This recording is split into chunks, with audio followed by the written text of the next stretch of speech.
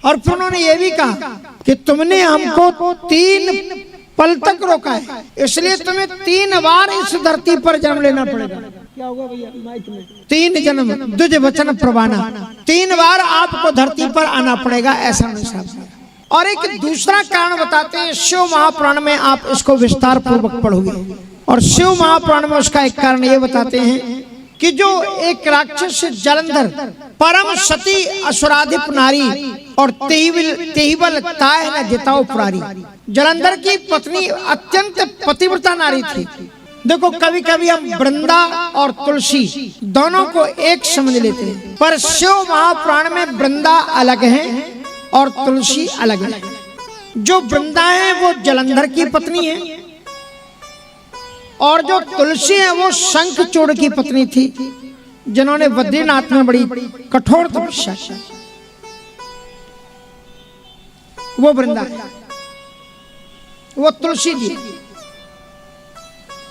यहां एक वृंदा का कारण बताते हैं कि जब भीषणतम संग्राम चल रहा था, शिव महापुराण में कहते हैं, क्योंकि जलंधर पार्वती जी को प्राप्त करना चाहता था पत्नी के रूप में, जबकि वो उनकी मां हुई, क्योंकि जलंधर की उत्पत्ति भगवान शिव के तीसरे रुद्र से निकले हुए बड़वानल तेज से हुई है,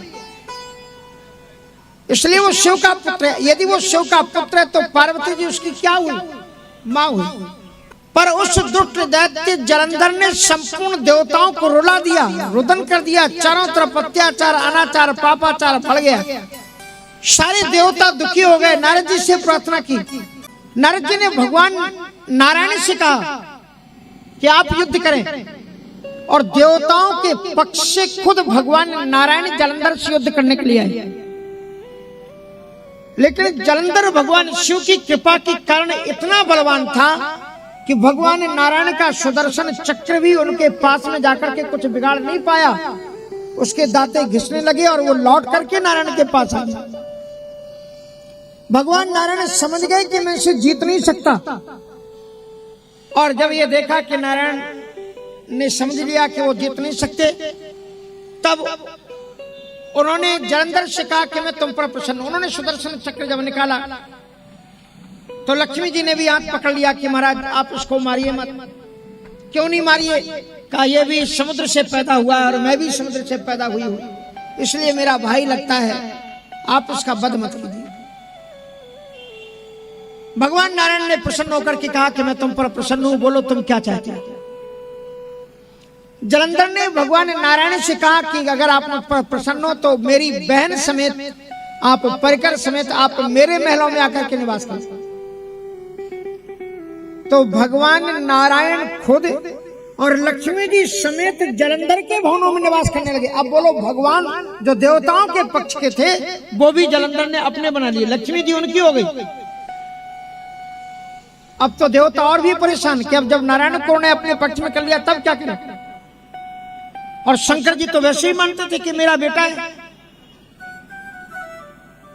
देवताओं को दुखी देख करके महर्षि नारद जी शंकर जी के पास आए।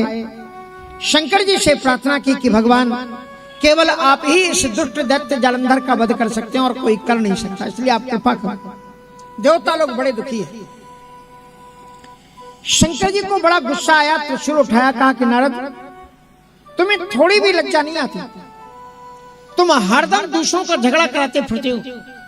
तुम्हें ये मालूम है ये मेरा बेटा है, और आज तक कभी किसी बाप ने अपने हाथ से अपने बेटे का वध किया है, और तुम चाहते हो कि मैं अपने हाथों से अपने द्वारा पैदा किए जलंधर को वध कर दूं। नारद जी ने उठा हुआ त्रिशूल देखा तो पीछे को हट गए और कहा कि बाबा मारेंगे तो आप ही, मारेंगे तो आप ही, और आपके द्वारा ही मैं मरवाऊंगा। मैं भी नारद हूं, कम नहीं। अब शंकर जी ने डांटा और नारद जी महाराज वहां से भागे। और भागने के बाद में नारद जी कहां गए मालूम? जहां जलंधर की विशाल सभा लगी हुई थी। जलंधर ने नारद जी का स्वागत किया, कहा आओ महाराज बैठो। तो नारद जी बैठे, बोले महाराज आप बताइए को अन्य मतदिक कुमान, मेरे पास में पूरे रत्न हैं, धरती है, पृथ्वी है, आकाश है, सब कुछ मेरे अंतर्गत है। अब आप बताइए मुझसे भी बड़ा कोई इस दुनिया में है क्या आप मुझे बताइए मेरे पास क्या नहीं है। तो नर जी ने मुस्कुराते हुए कहा कि आपके पास में सब कुछ है, लेकिन आपके पास में स्त्री रत्न नहीं है। स्त्रियां तो बहुत स्वरूपवान आपके पास में है, लेकिन जैसी स्वरूपवान स्त्री आपके पास में होनी चाहिए, वो रत्न तो किसी और के ही पास है। कहा महाराज कोई स्त्री रत्न है और वो मेरे पास नहीं, किसी और के पास कौन है? कहा वो इन गणों से पूछो। तो जलंधर के एक गण ने बताया कि महाराज इसी हिमालय पर एक अवधूत रहता है, शिव नाम से उसको पुकारते हैं। वो तो निरंतर जाप करता रहता है, पर उसकी गुफा के अंदर में त्रिभुवन को सौंदर्य प्रकाशित करने वाली उसके पास में एक स्त्री है जो त्रिभुवन सुंदरी है, उसको पार्वती के नाम से जानते हैं। उसके समान स्वरूपवान कोई स्त्री धरती में है ही नहीं। तब जलंधर ने उनके पास सूचना भेजी शंकर जी के पास कि तुम बाबा हो, तुम्हें स्त्री रत्न की क्या जरूरत है? अगर तुम अपना कल्याण चाहते हो, अपनी प्रजा का कल्याण चाहते हो, तो इस पार्वती को जो तुम्हारे पास पत्नी है, इसे तुम जलंधर को सौंपो। भगवान शंकर जी को उस दूत के द्वारा इस बात को श्रवण करके बहुत बुरा लगा। कहा मैं तो इस नालायक को अपना बेटा मानता था, मैं इसके ऊपर कुछ करता नहीं था, ये तो बड़ा ही दुर्वृत्ति प्रवृत्ति वाला है। और फिर भगवान शंकर जी कुपित हुए, उन्होंने पूरी अपनी रणांगनी सेना तैयार की और रणभूमि में पहुंच गए। शिव महापुराण में आप पढ़ना, भयानक तम उनका संग्राम हुआ, संग्राम चल रहा था। और उसी समय जलंधर ने क्या किया, इधर तो युद्ध करता रहा एक रूप से, और दूसरे रूप से शंकर जी का रूप धारण करके और वृषभ पर बैठ करके जहां पार्वती जी थी, शंकर बन करके वहां पर पहुंच गया। और पार्वती जी ने जो ही दूर से आते हुए अपने बैल पर बैठे हुए शंकर जी को देखा, बोले शंकर जी तो अभी रणभूमि में है, यहाँ कैसे आ सकते हैं? भगवती साक्षात जगत जननी है, अन्नपूर्णे सदा पूर्णे शंकर प्राण वल्लभे ज्ञान वैराग्य सिद्ध्यर्थम भिक्षाम देहि च पार्वती। भगवती पार्वती जी ने अपने दिव्य योग से जान लिया ये शिव नहीं, ये तो जलंधर है। पार्वती जी वहां से अदृश्य हो गई, जलंधर उनके प्राप्त नहीं कर पाया।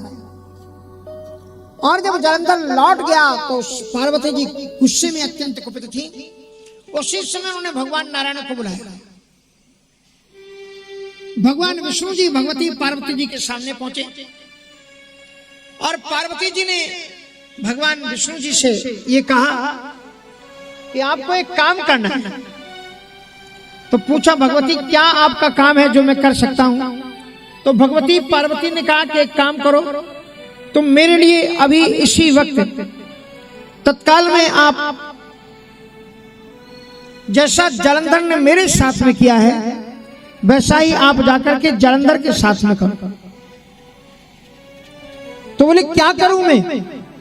कहा कि जलंधर ने यह बताया कि वो भगवान शिव का रूप धारण करके यहां पर आया, तो आप भी इसी वक्त यहां से जाइए और आप भी वृंदा के पति जलंधर का रूप धारण करके वहां पर पहुंच करके उसके गर्भ को नष्ट कर दिए, उसके पतिव्रत। क्योंकि शंकर जी इसलिए जलंधर को नहीं जीत पा रहे थे क्योंकि परम सती असुराधिप नारी तेहि बल ताहि न जितौ पुरारी। परम सती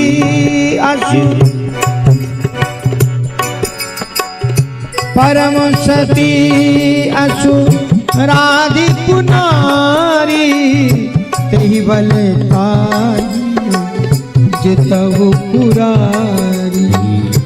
तेहि बल ताहि न जितौ पुरारी।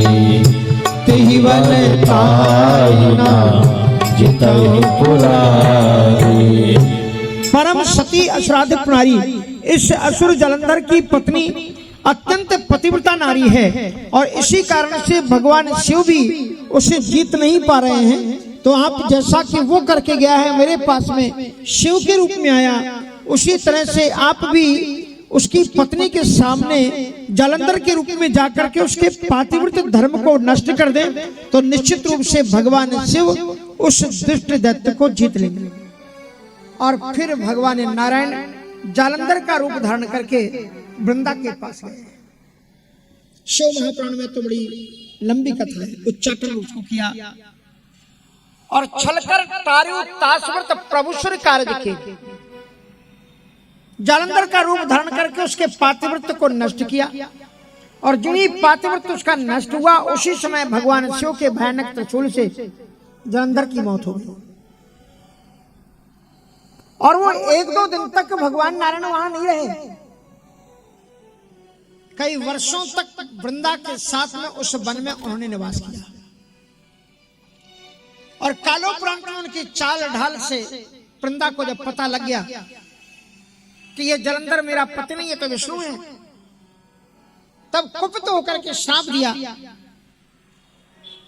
और उस कारण से फिर उन्हें नारायण को धरती पर राम के रूप में अवतार लेना पड़ा।